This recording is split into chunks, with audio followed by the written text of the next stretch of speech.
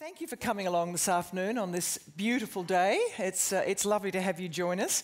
And we're going to try to tap into someone who's had to think for his job about trying to make sense of the world we live in. And I was thinking as I was coming here that I think a lot of us worry about the world and wonder about it and become bemused and befuddled by it. But James Clapper and people in his arena have to think it through. This is their particular purpose in life. This is what they offer the people who employ them and all of us by extension. And James was very much involved in the preparation of this global trends paradox of progress. And just to set us up thinking about how they, the National Intelligence Council, thought this through. Thinking about the future is vital but hard. Crises keep intruding, making it all but impossible to look beyond daily headlines to what lies over the horizon. In those circumstances, thinking outside the box, to use the cliche, too often loses out to keeping up with the inbox. Therefore, every 4 years they produce this report. Experience teaches us how much history unfolds through cycles and shifts, and still human nature commonly expects tomorrow to be pretty much like today, which is usually the safest bet on the future until it is not. So, with that in mind, this is the sort of life that James Clapper has chosen with great interest, a retired Lieutenant General from the US Air Force. He was Director of the United States National Intelligence Service, America's chief spy. Some people have talked about him from 2010 till last year. This capped a 50-year career in the US military and intelligence services, mainly serving Republican presidents by and large, but of course serving President Obama before he stepped down on just before the election of Donald Trump, just after the election of Donald Trump. He's been a guest of the National Security College at the ANU. This is his last, he's been here for a month, this is his last particular meeting before he goes off to South Korea, and then he'll return to Washington to resume his post at the Center for a New American Security as Distinguished Senior Fellow for Intelligence and National Security. So I invite him now, and we'll hear him address us, and then we'll have a bit of a Q&A, and then we'll throw the floor open to you for some questions and have you out here sharp at 3:15. So ladies and gentlemen, please welcome James Clapper.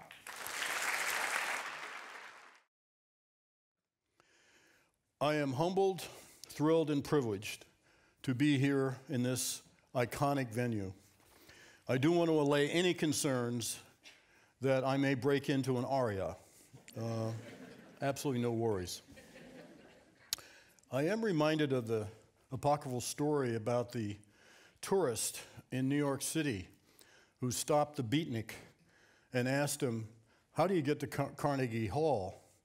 And the beatnik said, "Practice, man."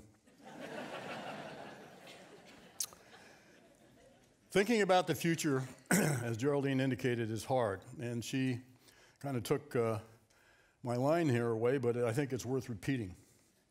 You know, crises and drama keep intruding, especially these days in our country, making it all but impossible to look beyond the daily headlines to what lies over the horizon. We inevitably get consumed with the urgent at the expense of the important. And this, I can tell you, is a pitfall of my profession of intelligence. But long-term thinking is critical to framing strategy, and longer perspective requires us to ask the hard questions about which issues and choices will be the most consequential in the decades ahead, even if they don't generate the here and now big headlines. Peering into the future can be very scary, and it is very humbling. So today I am going to talk about the Global Trends Report, as Geraldine indicated, which the U.S. National Intelligence Council, which sits at the top or apex of our intelligence analysis effort, and every 4 years they publish this Global Trends document. It is a major assessment of the forces and choices shaping the world before us over the next 2 decades. The sixth and most recent of these reports was released in January 2017, coinciding with my departure as the U.S. Director of National Intelligence. And this was done under my auspices, and I'm pretty proud of it. So a brief description of the methodology that we used to put this together. Over 2 years ago, we conducted some exercises identifying some key assumptions and uncertainties. We did research and consulted with numerous experts in and outside the U.S. government to identify these trends. We tested early themes and arguments on a blog. We visited more than 35 countries and 1 territory, soliciting ideas and feedback from over 2,500 people of all walks, stations, and expertise all around the world. So this afternoon, I want to do 3 things. First, review 7 key global trends out to about the year 2035. And these trends center on population, economy, technology, ideology, governance, conflict, and the interrelated cluster of climate change, environment, and disease. And it is the latter that I will spend the most time on. Secondly, I want to drill down in this region and use a shorter 5-year time frame to talk about key challenges posed by Russia, China, North Korea, and terrorism. And third, conclude by looking at the implications of all of this, generally for the planet and specifically for Australia. So I'll try to hit the wave tops of all these issues, and then of course, as Geraldine indicated, leave time for discussion, either about what I've talked about directly here or other national security issues on your minds. I do need to state that what I say here does not represent the official coordinated view of the U.S. intelligence community or U.S. government policy. Or said another way, it is so very liberating to be free of the harness. So the first of these trends pertains to population, and I think the headline here is the rich are aging and the poor are not. The world's population, again, the framework here is over the next 20 years, the world's population will be larger, older, and more urban. But the effect on each country will vary as the major economies age and the developing world remains young. The world's population is forecast to jump from roughly 7.3 billion people to 8.8 billion people by 2035. Africa, with fertility rates double those of the rest of the world, and parts of Asia will see their populations soar.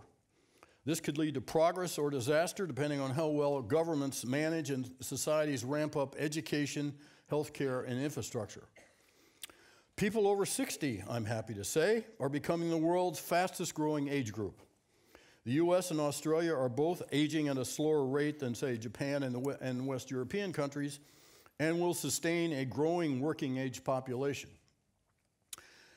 The countries with chronically young populations will continue to be a challenge for places like the Mideast.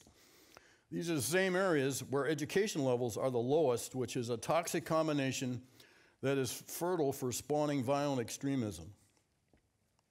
The number of people globally reaching working age during the next 20 years will decline sharply, from about 1.2 billion people, working age people, from the period of 1995 to 2015.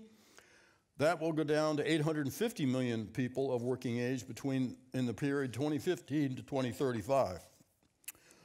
By the way, for all of you, the ladies in the crowd, it's assessed that global GDP could rise by more than 10% by 2035 if the roles and relative compensation for women were made equitable to that of men.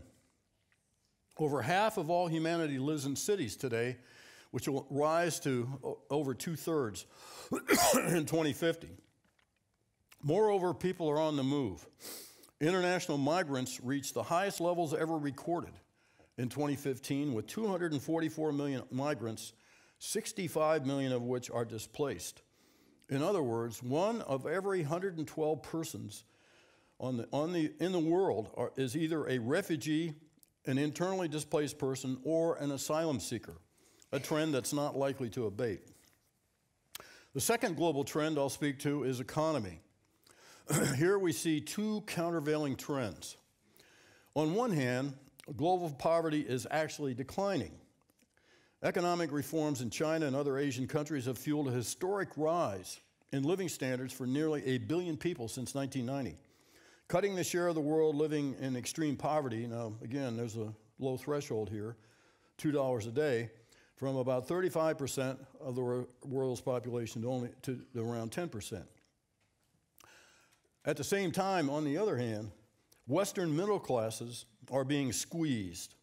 Real median household incomes in places like the United States, Germany, Italy, Japan, France rose by less than 1% per year from the mid-1980s through the global financial crisis of 2008.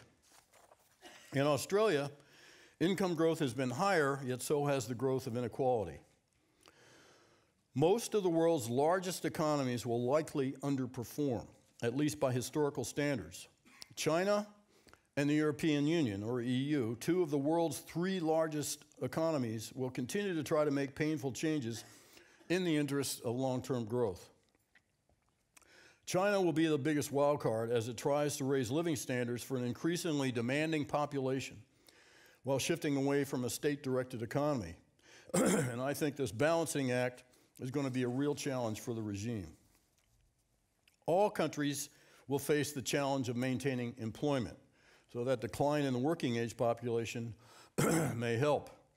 Automation, artificial intelligence, and other technological innovations pose a threat to the very existence of vast numbers of jobs, to include white-collar and high-tech jobs, all up and down the socioeconomic ladder. Now, this is a segue to the third major trend, which deals with technology. And I'll just highlight 2 areas: information communications technology and biotechnology. You know, the internet has been described as, quote, the largest experiment in anarchy in history, and as, quote, the world's largest ungoverned space. 20 years ago, the internet connected 70 million people, or about 1% of the Earth's population. Today, it connects over half of the world's population. In 1990, 1 million people worldwide owned a mobile phone. Today, close to 6 billion are in circulation. The Internet of Things will create more efficiencies, but also create vulnerabilities and security risks. Right now, the Internet of Things has more than 10.5 billion endpoints, which are projected to grow by almost 30 billion by 2020, entailing a market of US 1.7 trillion with a T dollars. New financial technologies, including digital currencies, applications of blockchain technology for transactions, artificial intelligence, big data for predictive analytics, will profoundly change financial services with potentially big impacts on systemic stability and the security of critical financial infrastructure. Adversaries, especially non-state ones, will become ever more sophisticated at using these technologies. They will, for example, manipulate data to compromise its fidelity, which is actually more insidious and much harder to detect.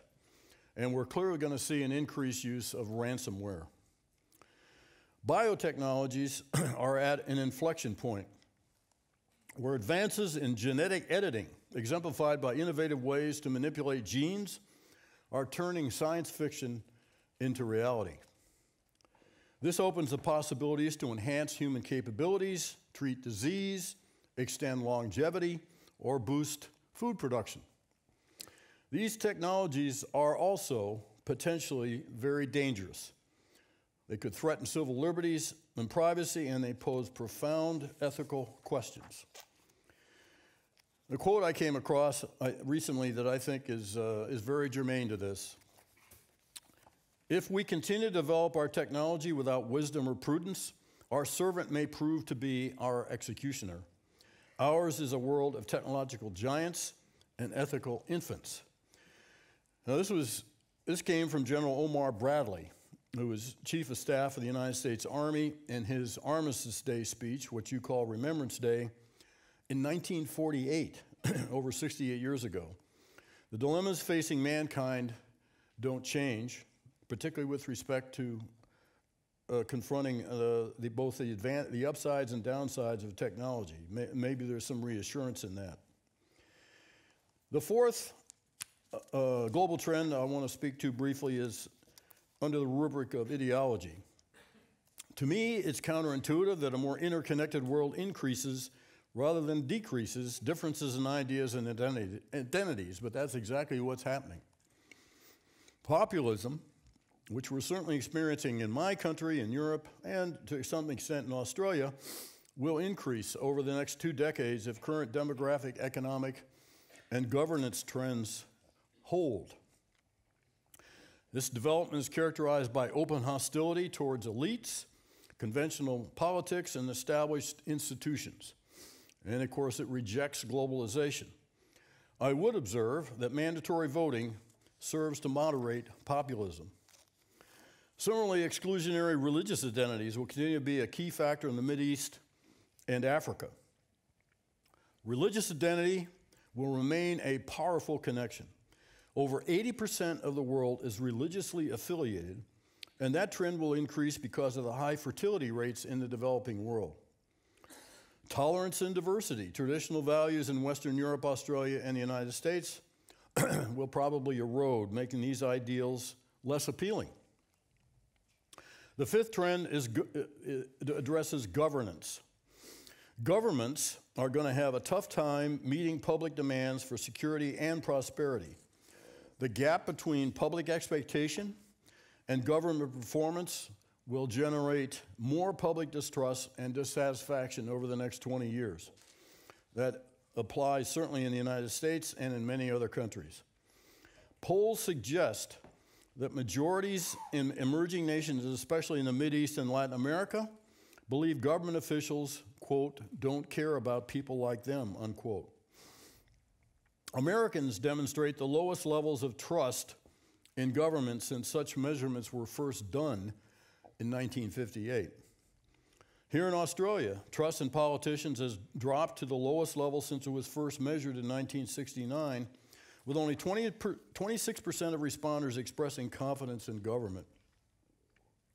Democracy itself will come into greater question. Freedom House reported that measurements of freedom in 2016 declined in almost twice as many countries as it improved, the biggest setback for democracy in 10 years. While in past years the declines in freedom were generally concentrated among autocracies and dictatorships that simply went from bad to worse. And in 2016, it was established democracies that dominated the list of countries suffering setbacks. That brings me to the sixth trend, which deals with the nature of conflict. Conflict levels are increasing, and battle-related deaths are up sharply since 2011. Violent extremists are operationally active in about 40 countries. A half dozen countries or so have experienced collapse of central government authority. 14 others face regime-threatening or violent instability, or both. And approximately 60 countries exhibit some aspect of instability. There are now more Sunni violent extremist groups, members, and safe havens than at any time in history. These non-state actors will grow more sophisticated in their use of technology such as cyber, man-portable anti-aircraft and anti-tank weapons, unmanned drones, and weapons of mass destruction. War can be waged from afar and antiseptically.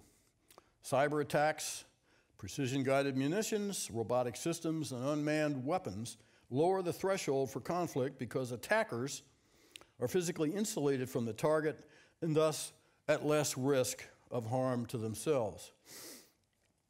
Current nuclear weapon states will almost certainly maintain and modernize their nuclear arsenals through the year 2035. The Russians particularly are pursuing modernization of their strategic nuclear forces, both land and sea launched, and they have only one adversary in mind for these weapons, which is the United States. I also need to mention the importance of space, which will actually become more democratic as time goes on. Right now, some 80 countries in one way or another participate in space activities, with more expected over the next 2 decades. As nation-state budgets for space activities level off, private industry will fill the void and pursue such things as space tourism, asteroid mining, and space habitats. The Russians and the Chinese are embarked on very aggressive, multifaceted counter space programs in direct recognition of the U.S. pervasive dependence on space. That brings me to the last global trend I want to speak to, which is the cluster of climate change, environment, and disease. And I'll spend the most time on this of all the 7 trends. Now, I realize for some people, certainly in the United States, this is a controversial issue.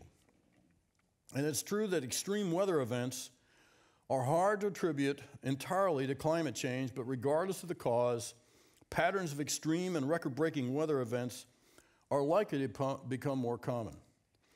Past greenhouse gas emissions have already locked in a significant rise in global mean temperatures for the next 20 years, no matter what greenhouse gas reduction policies are implemented now. Extreme weather can trigger crop failures, wildfires, energy blackouts, infrastructure breakdowns, supply chain disruptions, migration, infectious disease breakouts, and I'll have more to say about disease in a moment. Such events will be even more pronounced as people concentrate in climate-vulnerable locations like megacities and coastal regions. A few other sobering projections. By 2035, air pollution is projected to be the top cause of environmentally related deaths worldwide in the absence of new air quality policies. More than 80% of urban dwellers are already exposed to air pollution that exceeds safe limits, according to the World Health Organization. Half of the world's population will face water shortages by 2035, according to the United Nations. More than 30 countries, half of which are in the Middle East, will experience extreme water stress by 2035. And you want a living example of that, just look at Yemen. Melting ice in the polar regions will accelerate rises in sea levels over time. More than 1/3 of the Earth's soil, which produces 95% of the world's food supply, is already degraded. And that degradation will accelerate over the next 20 years as the world's population expands. Soil degradation is already occurring at rates as much as 40 times faster than new soil formation. These climate and environmental projections make the U.S. withdrawal from the Paris Climate Accord all the more disturbing and disappointing, both substantively and symbolically. Let me now turn to disease, which is very much related to climate and the environment. A recent article in the New York Times observed that with 7.3 million people, some 20 billion chickens, and 400 million pigs now sharing the earth, we have the ideal scenario for spawning and spreading dangerous microbes. Trade and travel have connected most points on the globe in a matter of hours.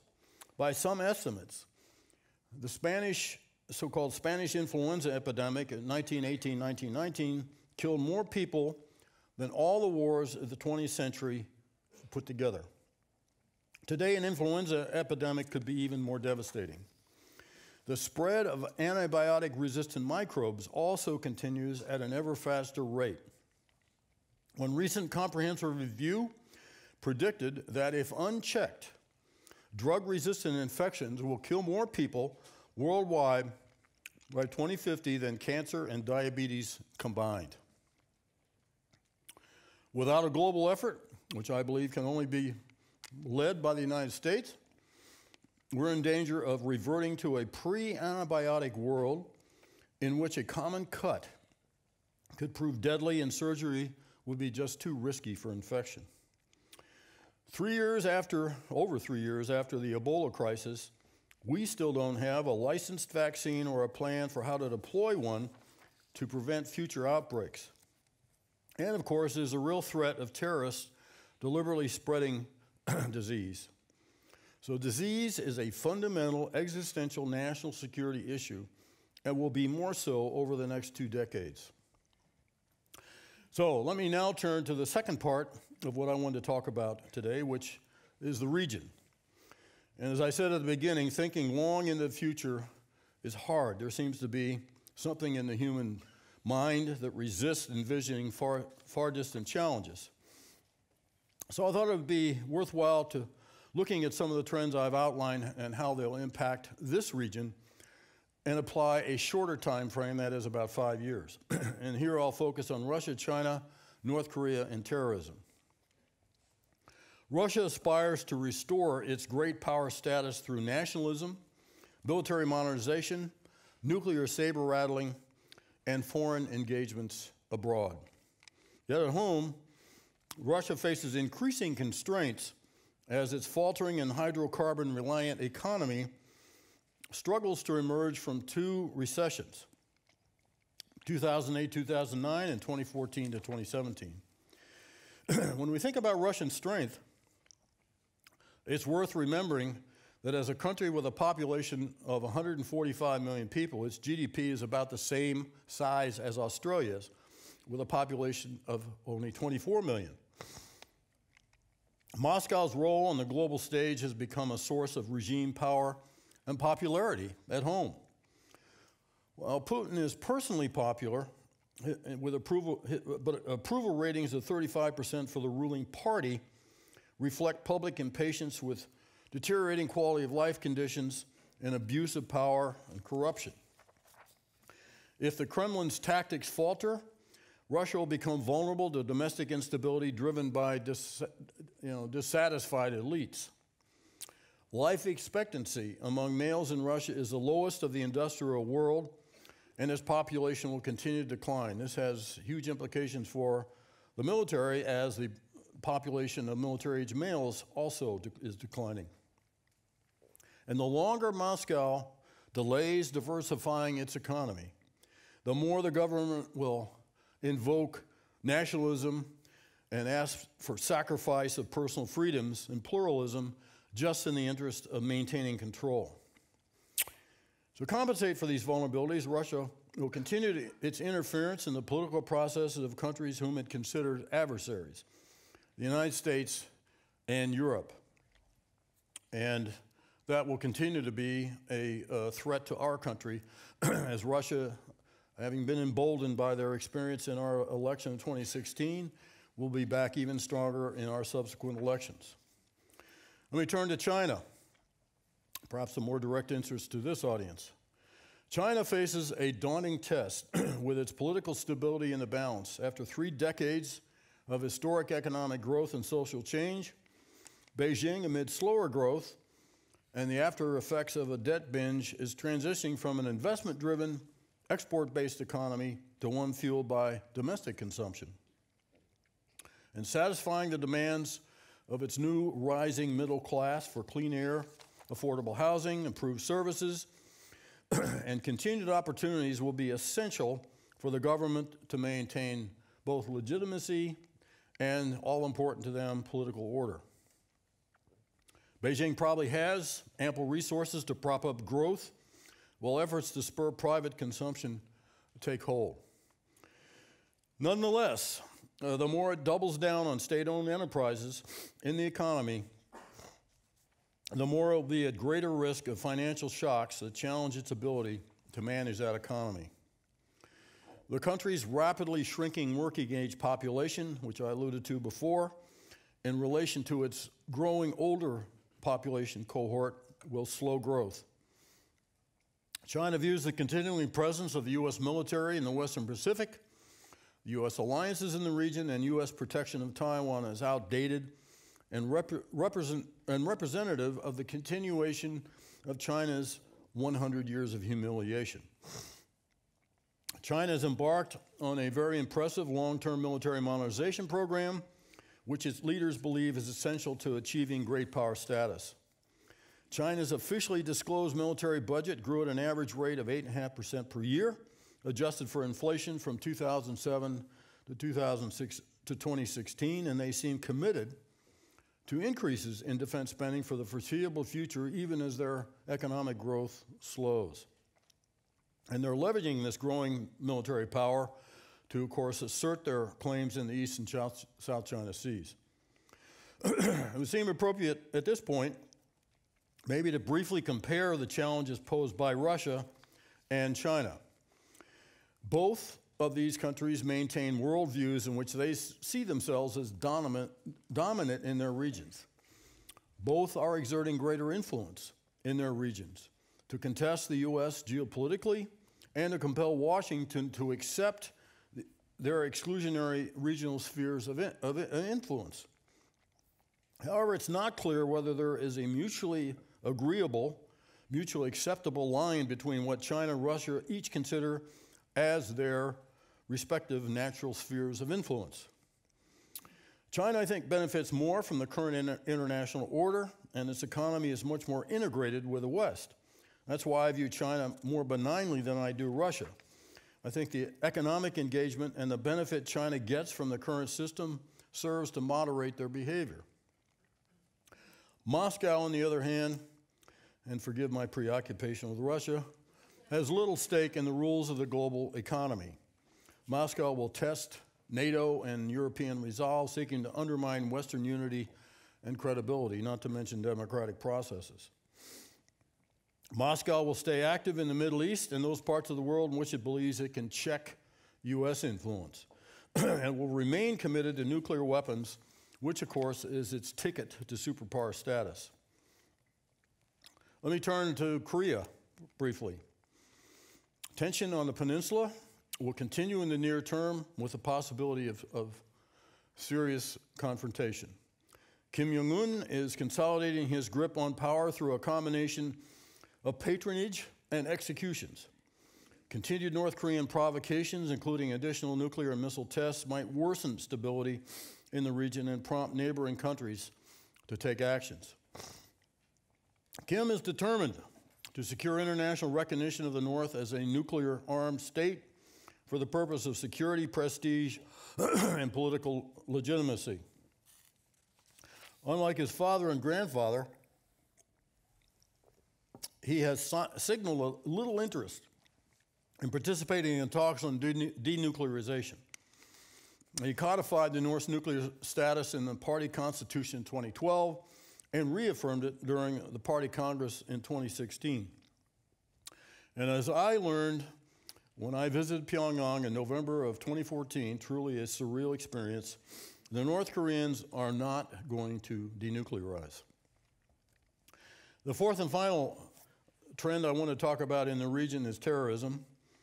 And the threat here is likely to increase over the next 5 years as the means and the motivations of states, groups, and individuals to impose harm diversify.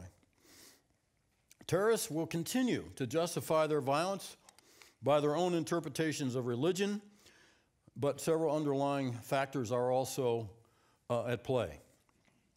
The breakdown of state structures that I alluded to earlier, and the proxy war between Iran and Saudi Arabia fueled a larger Shia-Sunni sectarianism.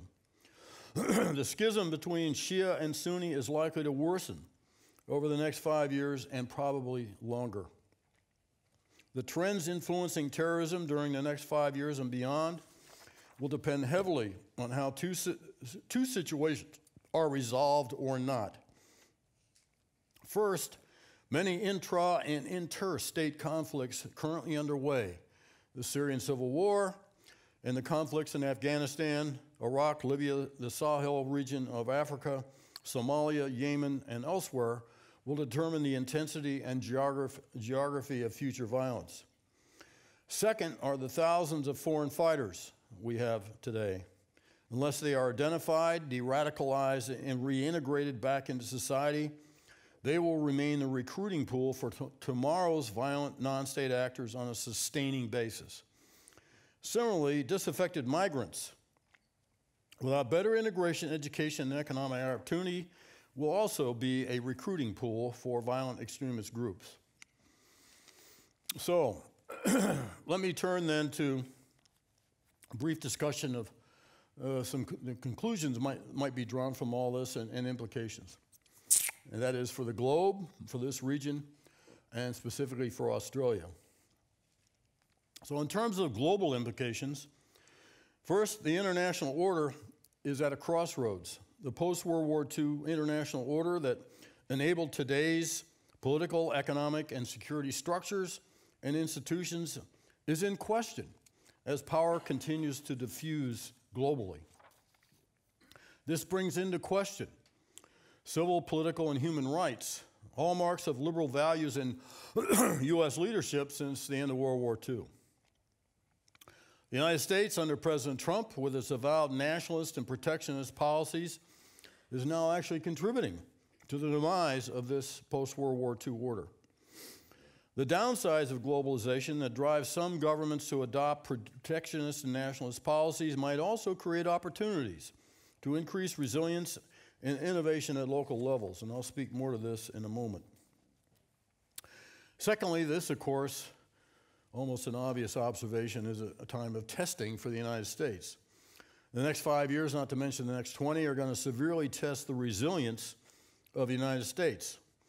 And again, I'll discuss in a moment how I think this applies to Australia. Uncertainty, I can attest, is high around the world regarding our global leadership role. Many of my former foreign intelligence partners have expressed great concern to me about what exactly is the direction the United States is going to take. These trends are global. They don't lend themselves to individual nation-state solutions. What is needed is leadership that only the United States can provide. As President Obama once correctly observed, when bad things happen in the world, people don't call the emergency number 911 in Moscow or Beijing, they call Washington. And whether and how we answer that phone has profound implications not only for the United States, but for the globe. So we're living in a paradox. Achievements in the industrial and information ages are shaping a world over the next 2 decades that is both far more dangerous, but also far richer with opportunity than ever before. Whether promise or peril prevails will clearly turn on the choices that mankind makes. So, with that extensive litany of doom, let me conclude on a more positive, upbeat note. And this speaks to the implications of all this for Australia. Studies have shown that measuring a state's resilience is likely to be a better determinant of success in coping with future chaos and disruption than traditional measures of material power alone.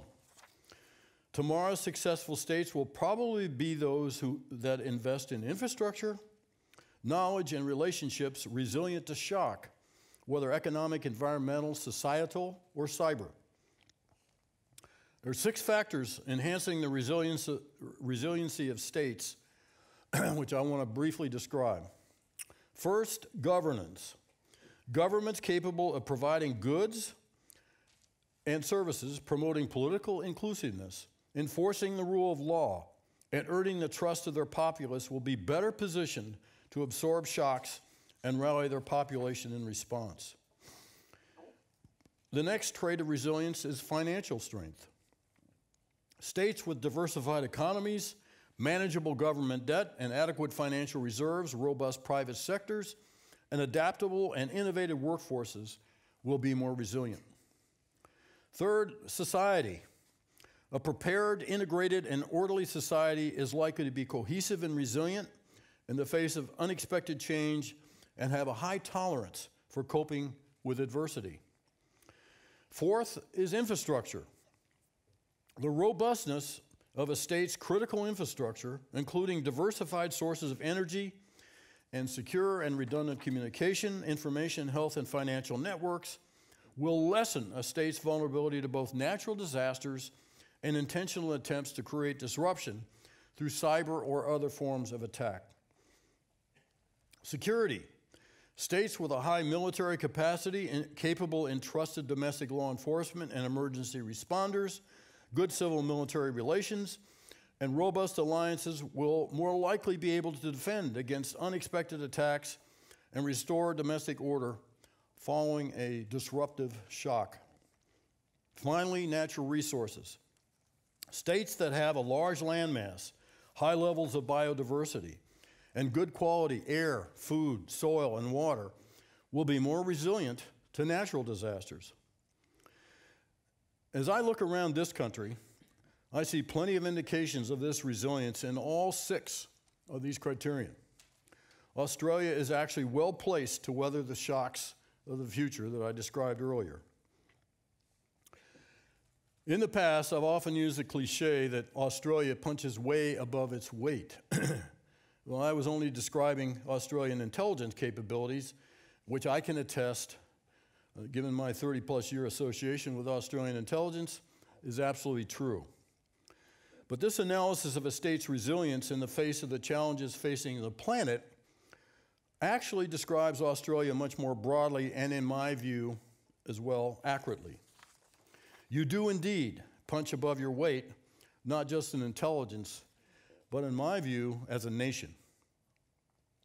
But I've witnessed a lot of hand-wringing while I've been here about the loss of U.S. leadership, and people point to President Trump's withdrawal from the Paris Climate Accord, which of course groups us right up there with such stellar nations as Syria and Nicaragua, as the most prominent and dramatic example, among others, of the U.S. taking off its leadership cape. So I'd offer 2 points. First, the bilateral alliance is bigger and stronger than a transient, unorthodox occupant of the White House. We have several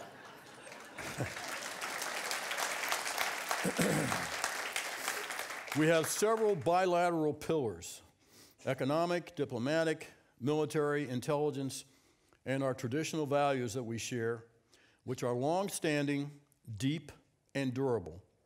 And it is my strongly held belief that those pillars will continue to underpin the relationship between our 2 countries. Second, I would humbly and respectfully suggest that Australia can and should fill perceived leadership voids that the U.S. leaves. Australia already has global responsibilities and is already regarded as an influential global voice. Given how well Australia meets the 6 criteria for resilience, a much more enlightened way to gauge national strength, in my view, I have no doubt about Australia's rightful place as a prominent global leader. Obviously, it's up to Australia whether it wants to assume that mantle or not.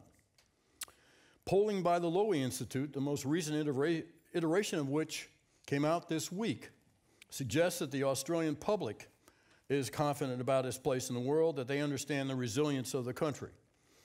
And I hope the policymakers here listen to the sentiments implied by these public attitudes and act with confidence in the world. Of course, there'll be debate in this country and how you face these future challenges. And judging, again, by my long association with Australia, I feel confident this debate will be thorough and inclusive. So I'll close my remarks on this slightly more optimistic note, and I look forward to your questions. Thank you very much. Well, Jim, that really was a marvellous overview. Just so many things going through my mind, and I've got to make a choice. Filling the leadership void that might be vacated by the US. Now, I just wonder if you could just expand a little bit more. Do you mean creating new architecture like the OPEX and things like that? How do you do that? Because I remember once suggesting to somebody in a dialogue, and I said, could we be a bridge? And there are words in diplomatic terms that are very powerful. And he really arced up in this. He said, Australia isn't qualified to play that role. And I learned a little lesson there about not overreaching, but having ambition. So I just wonder, with all your experience, how would you see it? Well, I think I did not mean to suggest that Australia should run out and form a monolithic NATO-like alliance in the Pacific. I didn't mean that at all. I do think on a building block basis, though, Australia can take the lead with a smaller coalition of the willing. And I'm thinking of countries like Canada, like Singapore, like Japan, like Vietnam. And Australia, I think, can be a compelling voice and fill, again, if there is the perception of a loss of leadership on the part of the U.S., I think Australia can help fill that void. I'm not saying to assume the global role the United States plays, but I think certainly in the region, Australia has a leadership role to play. And the way, because that's being discussed now in terms of joint exercises, given the IS involvement in Mindanao and other places. I mean, in fact, there is some quite interesting moves by the Malaysians and the Indonesians and the Singaporeans to collaborate, which is really quite a big change from ASEAN's normal role. That's the sort of thing you're thinking about. I am, as well. When I was still DNI, some months ago, we convened a conference on terrorism. Well, I did one in Europe, where there are some profound challenges on information sharing. And then we did one out here. And I believe, from my observations from that conference, on the issue of terrorism, that again, Australia can play a leading role. But I hasten to add that, you know, I'm thinking about the region. I should also say, as an American, I'm a little reticent about poking my nose in Australian business, but since you asked. I know, do go right ahead. I have to also ask you about North Korea, because that visit in 2015, I think you were the first senior level American to visit since Madeleine Albright in something like 2001 or 2 when she was working for Bill Clinton. Tell us about that visit. Well, I served in South Korea as the J2, or Director of Intelligence for U.S. Forces Korea, in the mid-'80s. And I kind of got into the situation on the peninsula and followed it whatever incumbency I've had since, and probably most intensively the 6.5 years I was DNI. So in November of 2014, I was tapped to go to North Korea and retrieve 2 of our citizens who were there under hard labor conditions. And I had some discussions with 2 senior North Korean generals, a political general who was then Minister of State Security. I think he's since been executed. And then the chief of what's called the Reconnaissance General Bureau, which is an analog of Special Operations and Intelligence, and he touted himself as my counterpart. I thought I understood a lot about North Korea, just having followed it from an intelligence perspective for all these years. I was blown away with the magnitude and depth of paranoia and the siege mentality that prevails in North Korea. It was amazing to me. My first White House issued talking point was to tell them, you must denuclearize. That is a non-starter, as I found out. They are not going to do that. They understand that the nuclear weapons, by the way, neither they nor we know if they'll work. It doesn't matter, because they've achieved their objective of creating deterrence. But they're not going to give them up, whatever they have. Second, everyone looks to China as the country which has the most influence, the most leverage over North Korea. And as I found when I visited China about a year ago, they don't like the behavior of Kim Jong-un either. They don't like the missile tests. They don't like the underground nuclear tests. And they certainly don't like the THAAD, which is a high-altitude air defense system designed to protect the Republic of Korea.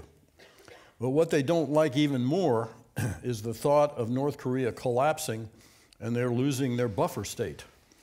They can't countenance, it's a strategic imperative for them not to have a unified peninsula under the control of the Republic of Korea, buttressed by the United States right up there on their border. We were quite surprised in the United States when China signed up to United Nations Security Council Resolution 2270, which actually has some very draconian sanctions in it. And the Chinese agreed to it. They didn't veto it, which they could have on the Security Council. There is, however, a big loophole there where they don't have to impose sanctions if it would cause humanitarian problems in North Korea. So that's a loophole big enough to drive a truck through. So the Chinese will exert leverage, but just so much. Next point is, in my view, the United States really doesn't have any peremptory military options.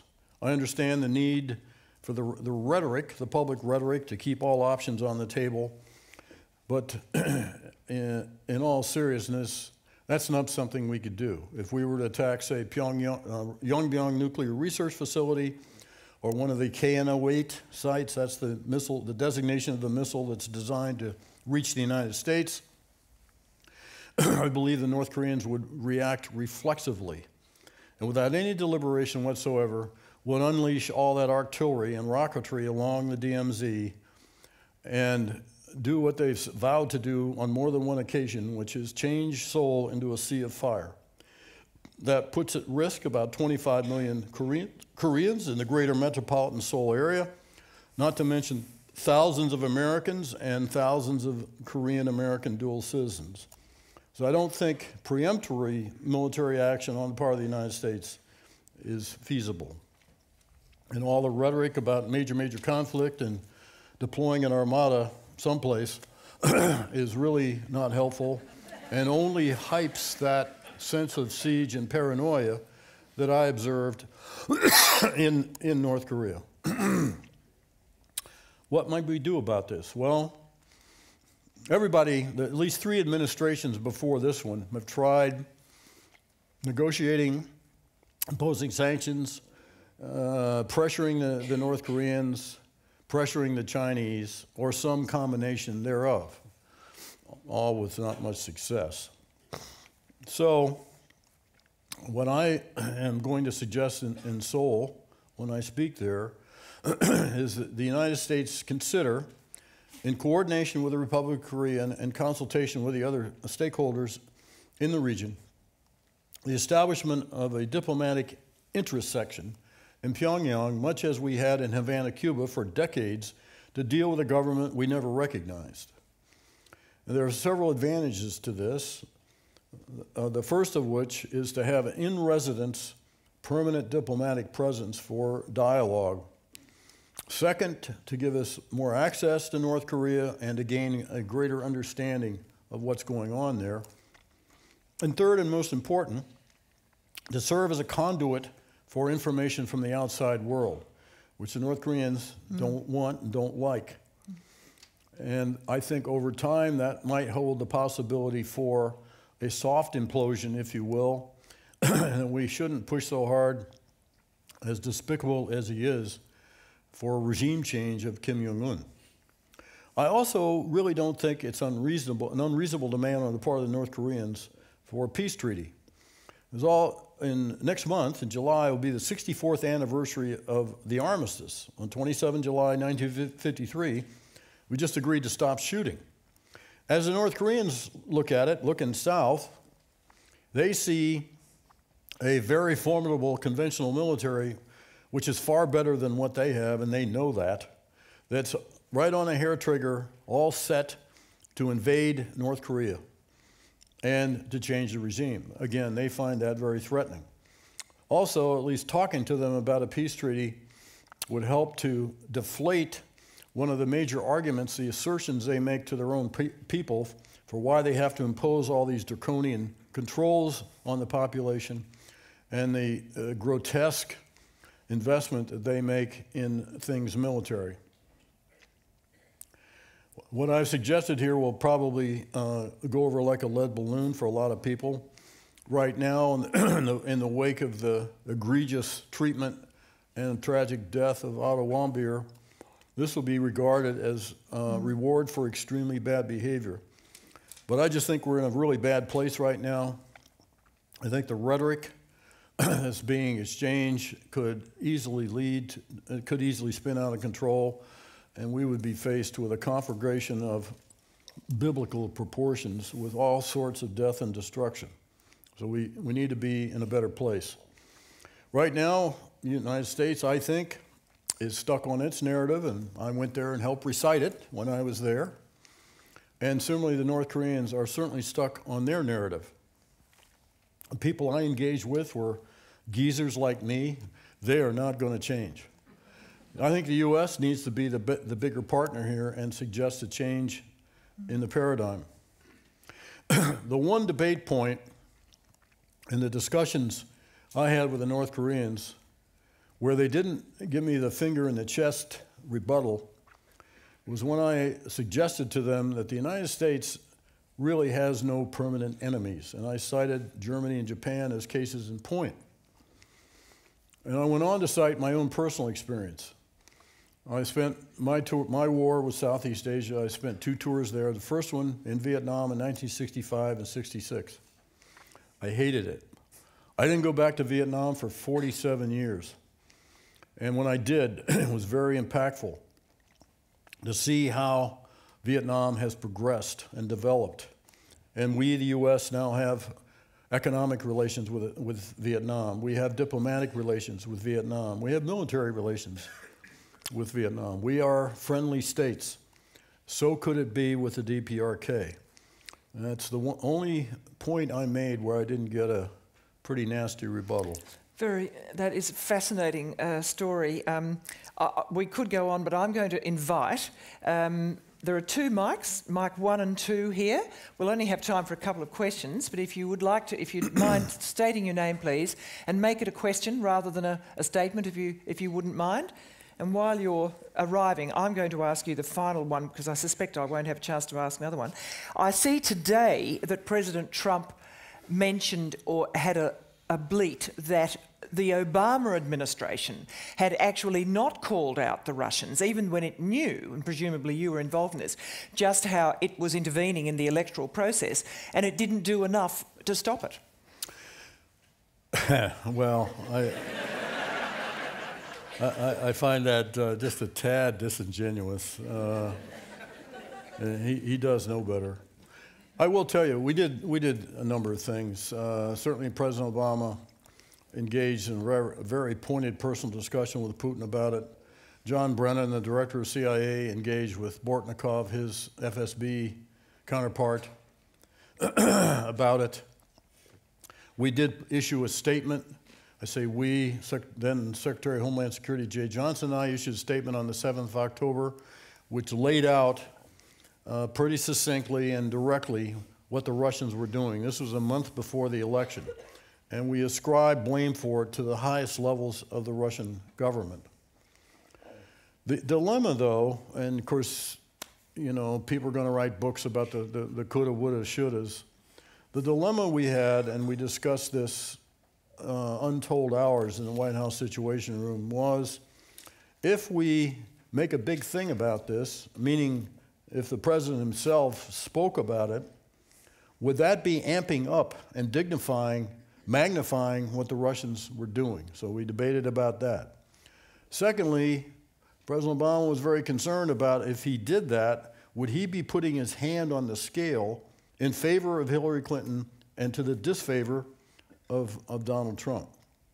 And third, although I never heard him say this, I think he believed that the electorate in the United States would see through all of this and do the right thing. So we can debate till the cows come home about, you know, should we have done more earlier and all that.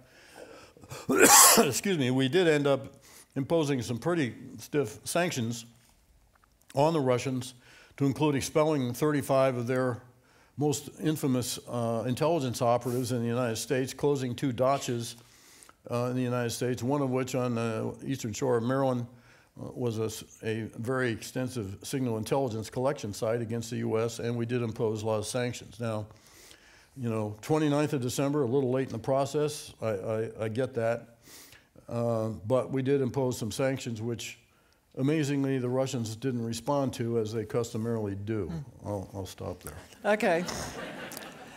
I think we get your point. Yes, please. Hi, my name's Greg. I just wanted to thank you for such a sophisticated analysis. It's been a pleasure to hear you speak, sir. My question's about Korea, North Korea. If their missiles and their weapons are as potentially defective as you say, are they anything more than a local threat? Do they have the ability to project anything beyond South Korea? Now, what I'm going to do is invite the person behind. So I think, because looking at the time, we'll get a couple, and then you can respond. Yes, please. Hi, my name is Mohammed, and thank you for the very in-depth analysis. Appreciate it. You referred to conflict or proxy war between Iran and Saudi Arabia. Is it more accurate to state that it's between Shiite of Iran and Wahhabis of Saudi Arabia rather than Shiites and Sunnis?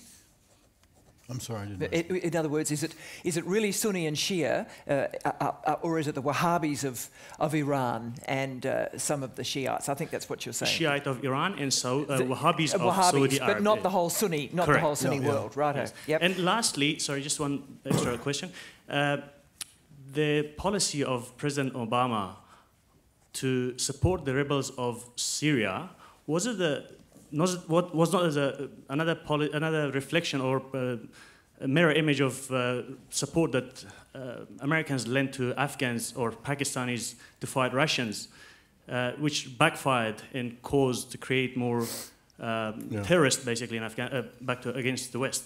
Okay. Thank you. So would you like to take the Korea one first? Well, if I understood the question correctly, is North Korea only pose a threat locally? Yeah.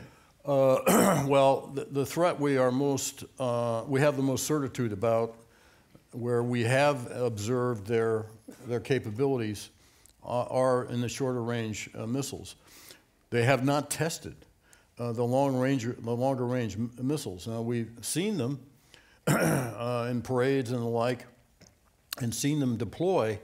So we have to assume the worst that they will, but we have more high level of confidence about the threat that's posed both to South Korea as well as in the region.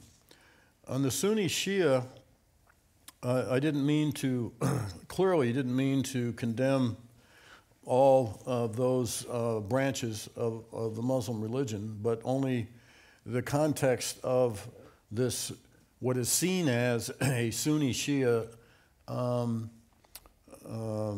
war, I guess, and taken in its different forms, which both Iran and Saudi Arabia kind of assume the leadership for. So it's an admixture of wearing a religious mantle when, in some respects, it's more two nation states opposed to one another. Although I think what the gentleman was almost implying was, you know, this whole Saudi Arabian involvement troubles a lot of people, I think. Yeah. And whether that's a subset that distorts the whole discussion? You know, we've had a challenging relationship with Saudi Arabia. I certainly did. During my time, they were very good partners in terms of CT. A lot of things have happened in Saudi, I think, to start to change attitudes there, particularly since they have a branch of ISIS operating in Saudi. So they are seeing the results of this. Now, they've been, I think, a little slow to change, for example, textbooks in their schools that could better educate their young people about the dangers and the pitfalls of extremism. With respect to Syria, I think, if I understood the question, I think precisely for the reason you mentioned, involvements in wars in Iraq and Afghanistan, which go on endlessly, is the very reason that President Obama, at least, was very, very reluctant to engage in a major way in yet another Mideast conflict, read Syria. Of all the problems we dealt with in the U.S. government, national security apparatus, in the government for 6.5 years, clearly Syria was the most intractable, and it remains so. Do you have any regrets in retrospect about, especially the red line that wasn't observed? Well, it would have, I suppose it might have been better not to have drawn red lines. You know, that's, and someday you might have to live up to them. That's, you know, yes, well, that's a eloquent. lesson learned, okay. I guess. All right. Yes, please. Hi, first of all, I want to say thank you for being here. You mentioned earlier about the trust between Australia and America. And as an American expat family, we've been noticing this more and more with the rise of nationalism and populism.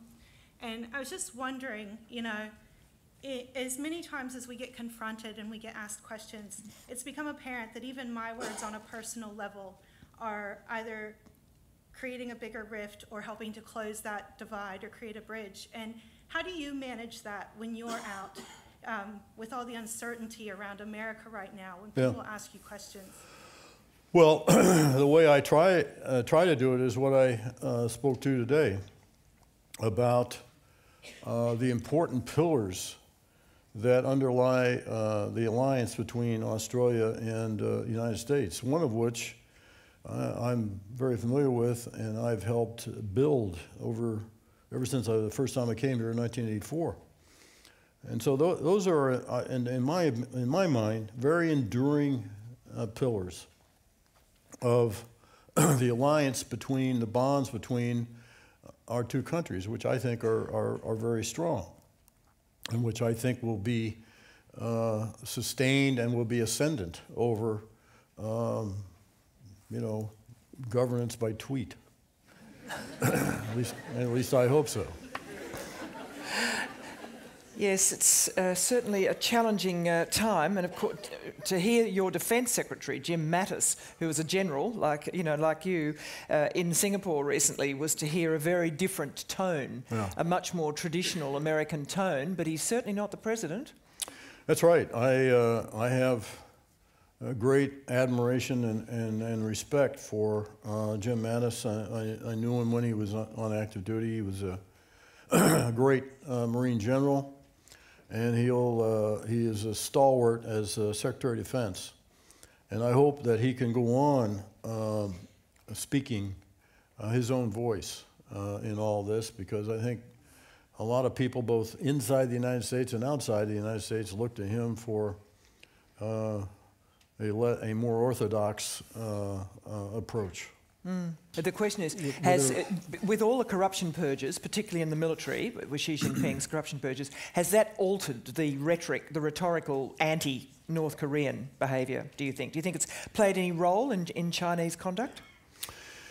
I haven't. That's a good question, and I can't say that I've detected a relationship between the reform and anti-corruption moves in which President Xi is clearly on, and whether that's had any, if I get the drift here, is impact on how the Chinese would treat North Korea, meaning that they'd ramp it up. And in fact, if I could, I think if actually people worried that it might be the reverse, funnily enough, that in fact he would go hard, he went a bit hard on Korea and then pulled back. And I've heard people say, is that because the PLA isn't really with him? I don't think so. You don't think so? Not from my discussions when I was in China about a year ago, and I met my primary interlocutor was the Minister of State Security there, who oversees all the intelligence and security organizations. And I don't think frankly, I'm not sure the military has a big role here other than contingency planning for if North Korea were to implode, right, and what to do about the flood of refugees that would flow into China. That is a military concern, but I think the policy and the political judgments are made at levels above the military. Look, I know we could go on, and I can see people who want to. I don't know whether you've got a few moments to talk to people, but I think we've had a really marvellous overview from a liberated man, as he said, who can speak his mind. And I think we've been very privileged. So will you please thank, ladies and gentlemen. Thank you. Thank you very much. Thank you.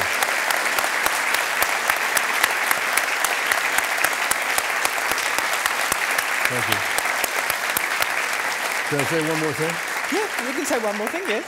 I did want to just take note of when I left the government on the 20th of January, happily, after about 53 years in one capacity or another in intelligence. And I received a lot of mementos and awards and all that sort of thing, but none that meant more to me than presentation by Prime Minister Turnbull when he was in the States before I left, a replica of the iconic picture from World War II, the Australian soldier carrying a wounded American soldier, and a wonderful inscription on the bottom of the statuette about acknowledging my partnership and support for Australia. And I would like to say to this group how much that meant to me. We have certain rules in our country where you get gifts from foreign government. If you want to keep them, you got to pay for them. It's the only one I paid for.